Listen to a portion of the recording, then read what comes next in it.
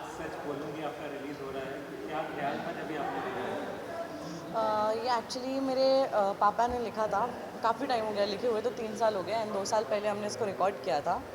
और उसके बाद से हम प्लान ही कर रहे थे कि कैसे शूट करना है, क्या करना है, कुछ समझ नहीं आ रहा था एंड मुझे भी टाइम नहीं मिल रहा था।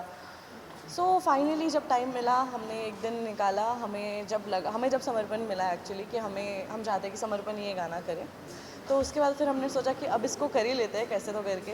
तो फिर हमने शूट किया एंड उसके बाद से हम वेट कर रहे थे कि इसको रिलीज़ कब करना है। तो हमने शूट किया था लास्ट ईयर ये जून में एंड अभी जाके हमको टाइम मिला है इसको रिलीज़ करने का। तो गर्ल चाइल्ड डे 2 दिन बाद है and you are also a very young girl in the industry, so any particular reason for choosing date? Yes, definitely I wanted. मैं चाह रही थी कि ये गाना जो है, ये आज जो रिलीज़ हो रहा है, ये एक एंथम बने जो कॉलेजेस में बजे, स्कूल्स में बजे और लोगों को याद रहे। ये विमेन एम्पावरमेंट के लिए है और मैं चाहती हूँ कि लड़कियाँ जब ये सुने तो वो एम्पावर्ड फील करें और लड़के जब ये सुने तो उनको भी मतलब गाना समझ में आएगा बहुत अच्छे से, बिकॉज ये बहुत रियल फैक्ट्स पे बेस्ड सॉन्ग है। आप सिंगिंग भी कर रही हैं इसमें, थोड़ा ये आपका बहुत यूनिक टैलेंट है जो सबको पता नहीं है, थोड़ा उसके बारे में बताएं। मैं एक तरह से सिंगिंग बोला जाए नहीं कर रही हूँ मैं इसमें, मतलब इट्स अ रैप है, उसमें सिंगिंग सानिया कर रही है। सो मुझे नहीं पता कि मेरी आवाज़ कितनी इम्पैक्टफुल लगेगी लोगों को या फिर कितनी अच्छी लगेगी। आई जस्ट होप कि अच्छी लगे। हमें क्या लगता है इसका पोस्टर काफ़ी ज़्यादा अलग है और ये देखने में काफ़ी यूनिक सा है। तो अगर एक इमेज भी आपको बतानी हो कि इस चीज़ को कि ये सॉन्ग ज़रूर देखना चाहिए, तो अगर कुछ और क्या? वो यूएसपी इसके लिरिक्स है, बिकॉज मैंने जैसा बोला कि बहुत रियल फैक्ट्स पे बेस्ड है ये गाना। Real facts in the sense कि हमने इसमें रेफरेंसेस भी डाले हैं काफ़ी सारी रियल लाइफ सिचुएशंस के जो हो चुके हैं, जो आप सब लोगों ने देखी होंगी, सुने भी होंगी। तो ये वैसा गाना है जो आप सुनेंगे तो आपको सोचने पे मजबूर कर देगा और मैं चाहती हूँ कि लोग सोचें कि हम क्या गलत कर रहे हैं, क्यों आज भी जो विमेन के अगेंस्ट क्राइम है वो आज भी कम क्यों नहीं हो रहा है। तो शायद ये बस एक कोशिश है कि शायद इससे कोई बदलाव आए। लेट्स होप कि कुछ हो अच्छा। हर किसी अच्छे काम के लिए शुरुआत काफ़ी ज़्यादा इम्पोर्टेंट होती है। तो इस गाने की शुरुआत किसने हुई थी, किसका थॉट प्रोसेस था, मैं इसको बनाया था? ये एक्चुअली पापा ने लिखा था। जब मैंने पहली बार इसको पढ़ा था तब मुझे लगा था कि नहीं, इसको कुछ बड़ा ही बनाना है। एंड हम लोग उसके टाइम से फिगर आउट कर रहे थे कि इसको कैसे रिलीज़ करना है, क्या करना है, बिकॉज इसको this has to become big. तो we were just figuring it out, इसलिए हमें इतना टाइम भी लग गया है रिलीज़ करने में। एंड देन वी रियलाइज़, क्योंकि हमारे पास इस गाने के अलावा और भी काफ़ी सारी चीज़ें हैं, तो हमने सोचा क्यों ना फिर प्रोडक्शन हाउस चालू करते हैं। वुमेन एम्पावरमेंट के लिए काफ़ी चीज़ें बदल रही है। लोग काफ़ी जो सब थे अभी काफ़ी नरमी से पेश आते हैं। आपने भी देखा होगा 90s में जिस तरीके से महिलाओं को जो दर्जा दिया जाता था, अब वो काफ़ी बदल गया। अगर एज ए पब्लिक फिगर आपको एक चीज़ बतानी हो कि इस बदलाव में सबसे बड़ा हाथ क्या होगा और क्या वजह होगी सबसे बड़ा बदलाव की, तो आपको क्या लगता है? पता नहीं क्या होता है ना कि बहुत छोटी छोटी चीज़ें हैं जो हमारे दिमाग में बैठी होती हैं। जैसे अगर बहुत छोटी चीज़ ले लूँ, जैसे कि अगर कोई लड़की ड्राइव कर रही है, तो अगर कहीं कोई गाड़ी ठुकी हुई दिख जाए तो इंसान के दिमाग में सबसे पहला थॉट ये आता है कि लड़की चला रही होगी, which is a very wrong thing to actually think about, but it's a fact that people do think that. या फिर अगर कहीं गाड़ी फंस गई है तो देखते ही बोलते हैं कि अरे लड़की चढ़ा रही है ना। तो ये बहुत छोटी छोटी चीज़ें हैं जो हमने अपने दिमाग में बिठा ली हैं, जो हमारे लिए बहुत नॉर्मल हो गई है, जो कि नॉर्मल नहीं है। तो उसको नॉर्मलाइज करना हमें बंद करना है।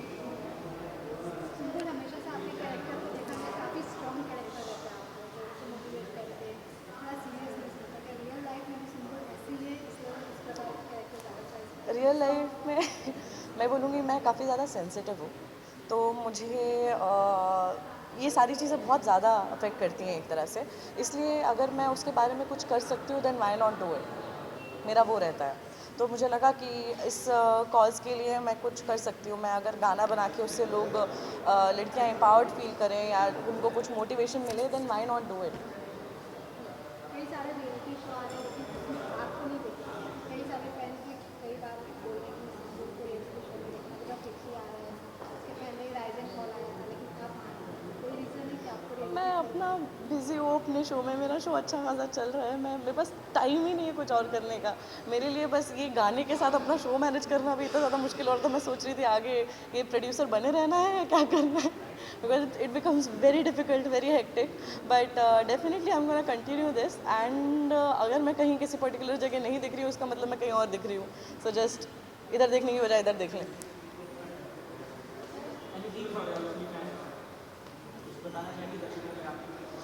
जितना कि मैं जानती हूँ कि मेरी जितने भी फैंस हैं उसमें आई थिंक विमेन थोड़ी ज़्यादा है कंपैरेटिवली. तो मैं चाहती हूँ कि वो सब ये गाना सुने एंड अपने दोस्तों को, अपनी बहनों को, अपनी फैमिली, हर जगह वो गाना सुनाएं. एंड प्लीज़ मुझे जेन्युइन फीडबैक भी दें. हाय सानिया. तो मुझे जेन्युइन फीडबैक भी दें इस पर. एंड मेरी कई सारी होप्स हैं. एंड बस जैसे आपने मेरे हर प्रोजेक्ट को बहुत सारा प्यार दिया है, इसको भी प्लीज़ प्यार दीजिए. Because this project, this production house means a lot to me. So please. Sania, क्या गाने की 2 लाइन. अभी से ओके तितली से उड़ूं बादल से मिलूं झूमूं नाचूं रंगों के मेले में. Thank you.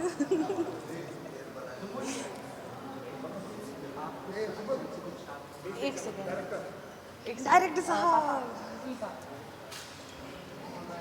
हमारे डायरेक्टर भी आ चुके हैं, समर्पण लामा.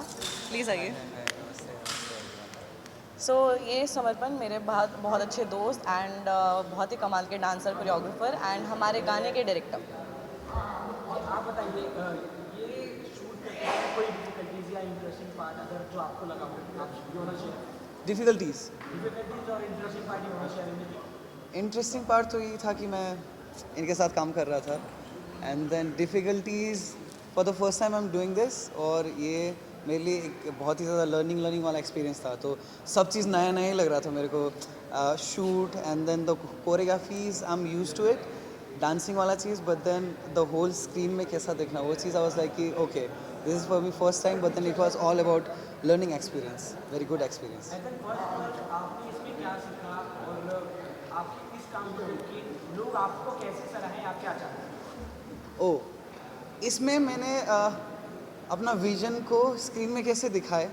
और नॉट ओनली डांसिंग, इनके स्पेशली एक सीन है वहाँ पे पूरा गाना प्ले होता है and then she is acting Sumbul ji. And that time I learn so much कि एक ही सीन से हम बहुत सारे चीज़ सीख सकते हैं. एज एन एक्टर उन्होंने वो जो भी किया था आई वाज लाइक सो सरप्राइज. वो एक ही सीन वो ऐसा है highlight of the music video है. तो इट्स लाइक वो मैं अभी वेट कर रहा हूँ कि वो सीन फिर से कब देखें हम. आपसे जानना चाहिए आपके लिए कितना ज़्यादा स्पेशल है ये सॉन्ग और सिंपल.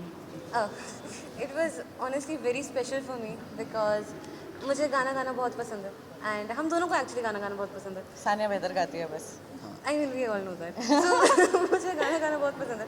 तो finally I got the opportunity, we both got the opportunity कि हम अपने इस टैलेंट को भी शोकेस कर सकें. And I always wanted to सिंग.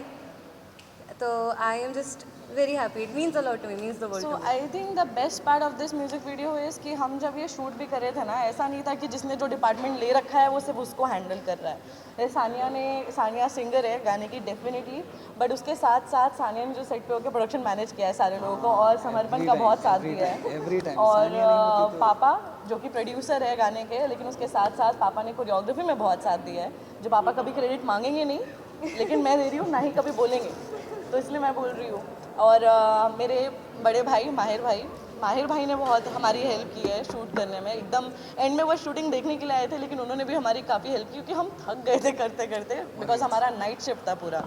सो और कृषि मेरा दोस्त जो मेरा स्टाइलिस्ट है, लेकिन स्टाइलिस्ट होने के साथ साथ वो जो पूरे टाइम मेरी बॉटल लेके मेरे साथ घूमा है, आई लव हिम. एंड उसने जो मेरा साथ दिया है उस दिन, तो वही एक स्पेशल चीज़ है कि हम सब ने एक फैमिली बन के पूरा म्यूज़िक वीडियो बनाया है. ऐसा नहीं कि ये मेरा काम इतना ही है तो मैं इतना ही करूँगा या करूँगी.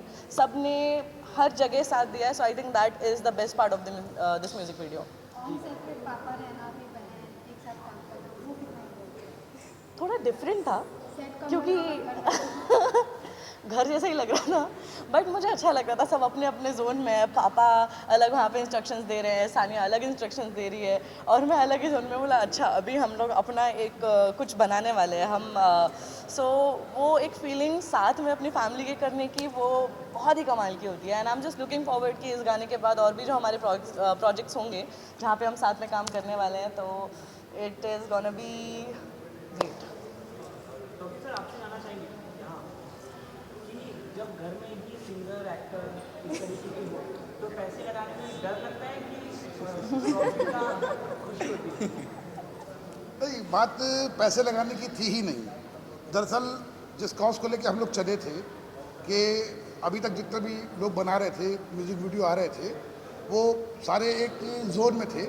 हम चाह रहे थे कुछ ऐसी चीज़ करें जो एक तो समाज की असलियत भी उसमें दिखे। इस तरह के लोग रिस्क लेते नहीं हैं, लेकिन हमने कहा कि जब सब घर में हैं तो हम लोग रिस्क ले सकते हैं। आज आपने एक बात शायद गौर की होगी, हम लोग का सबका ड्रेस कोड ब्लैक है।